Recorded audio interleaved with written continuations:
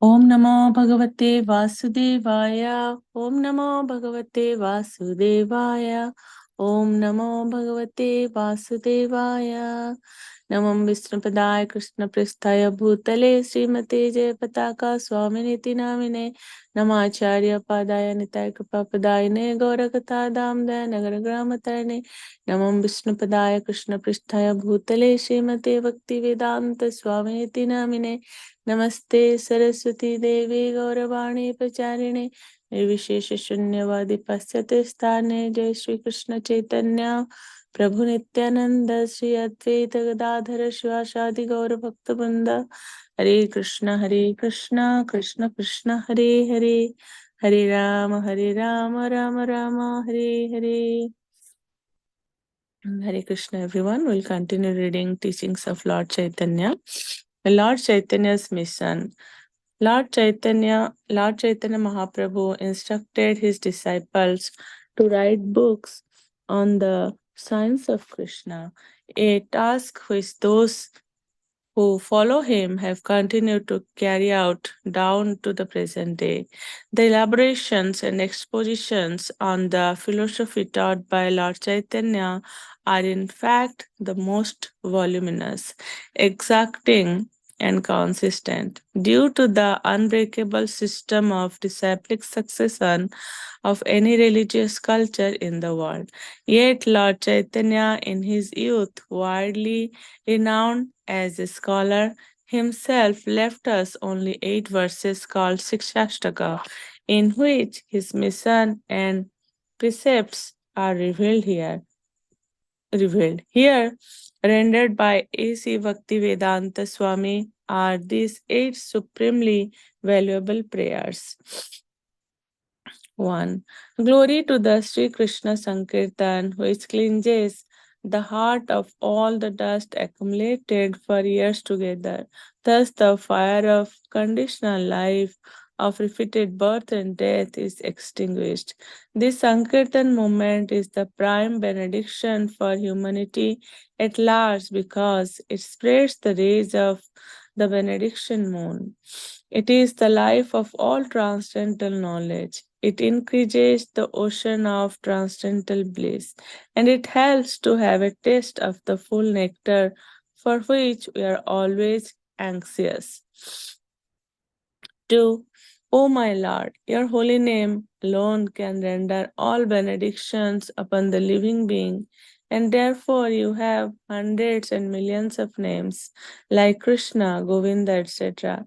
In these transcendental names, you have invested all your transcendental energies, and there is no hard and fast rule for chanting these holy names.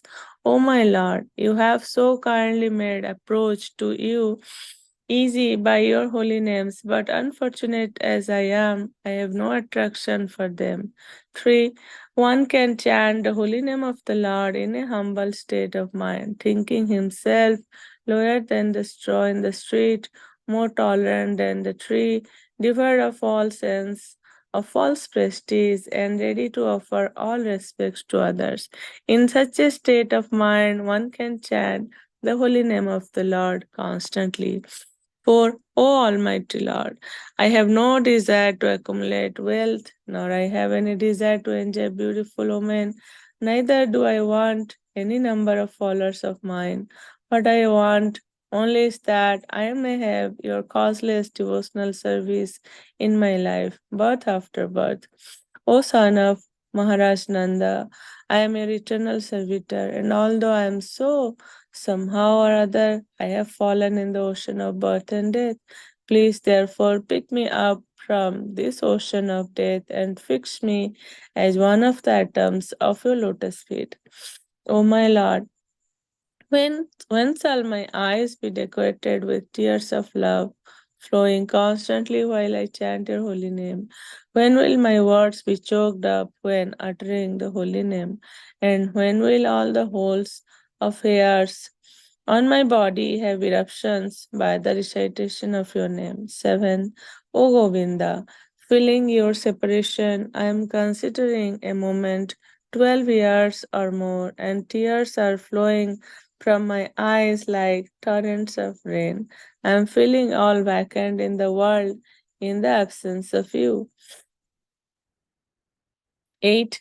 I do not know anyone except Krishna as my Lord, and he shall always remain as such, even if he handles me roughly by his embrace, or he may make me broken hearted by not being present before me. He is completely free to do anything and everything, for he is always my worshipable Lord unconditionally. Introduction. Delivered as 5 morning lectures on the Chaitanya Charitamrita, the authoritative biography of Lord Chaitanya Mahaprabhu, written by Krishna Das Kaviraj before the International Society for Krishna Consciousness, New York City, April 14, 1967. Chaitanya means the living force. You and I can move, but a table cannot because it has no living force. Not only movement, but resistance is also a sign of living force. Chaitanya means activities. Amrita means immortal, and Charita means character. There is no activity without living force. The material condition has living force but is not Amrita or immortal. Chaitanya Charitamrita then means the character of the living force in immortality. But how is this displayed? It is not displayed by you or I. None of us are immortal in these bodies. We have living force and activities, and we are immortal by nature and constitution. But the material condition into which we have been put does not allow these qualities to be displayed. It is stated in the Katha Upanishad that eternality and living force are characteristic of both God and us, but God and ourselves, although both immortal, are different. The living entities have many activities but have a tendency to fall down. God has no such tendency. He is all powerful. He never comes under the control of material nature because material nature is only a display of his energy. There is a nice example of this. When I was flying from San Francisco, the plane was above the cloudy ocean. Above the cloud was the sun. And though we came down through the cloud and everything in New York was dim, still above the cloud the sun was shining. A cloud cannot cover the whole world. It can't even cover the whole United States, which is not more than a speck in the universe. From the skyscrapers are very tiny, just as from God's position, all this nonsense becomes insignificant. I, the living entity, am very insignificant, and my tendency is to come down into Maya. God has not got his tendency. The Supreme Lord does not come down to Maya any more than the sun comes under the cloud. But we have the tendency to the controlled by Maya, to be controlled by Maya. Mayavadis, impersonalist philosophers say that because we are under the control of Maya in this world, when God comes, he is also put under the control of Maya. This is the fallacy of their philosophy. Lord Chaitanya, therefore, is not one of us. He is Krishna himself, the supreme living entity, does not come under the cloud of Maya. Krishna and his expansions, or even his higher devotees, are never in the clutches of Maya. Lord Chaitanya came to preach Krishna Bhakti. Lord Krishna himself is teaching us how to approach Krishna. Just as the teacher seeing a student not doing well takes the pencil and says, do it like this, write like this, ABC. But we must not mistakenly think that the teacher is learning the ABCs. Teaching us how to become Krishna conscious is Lord Chaitanya's position, and we must study him in that light. Okay, so we have seen today first at the beginning that the 8 verses of Sikshastaka, the explanation is given. Then we see how what is the position of the Lord. It's very beautiful example Prabhupada has given about the cloud and the sun, like how the cloud cannot cover the sun, or cloud cannot even cover. Like when we are inside the cloud, we think that cloud is covering everything, but the cloud even cannot cover a small place.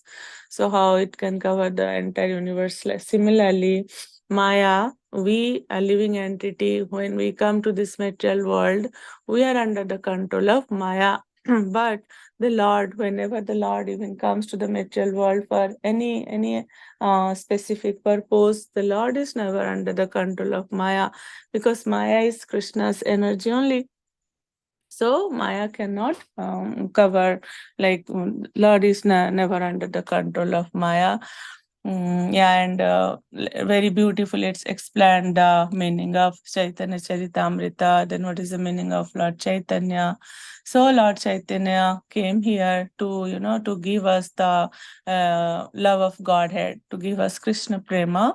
A very nice example is given, like how when the student does not understand how to write, the teacher takes pencil and explains ABC, but the teacher is not learning ABC. They are like teaching us ABC. Similarly, when the Lord Krishna himself came as Lord Chaitanya Mahaprabhu, came as a devotee to teach us how to love the Lord. Yeah, and like yes, the Maya is very strong. It's very difficult. Lord, in Bhagavad Gita 7.14, we saw in last week when Maharaj came, he was explaining, giving whole class regarding this Maya and three different modes. So, like Bhagavad Gita 7.14, Krishna says, mm, Devi Gunamayi Mama Maya Durata.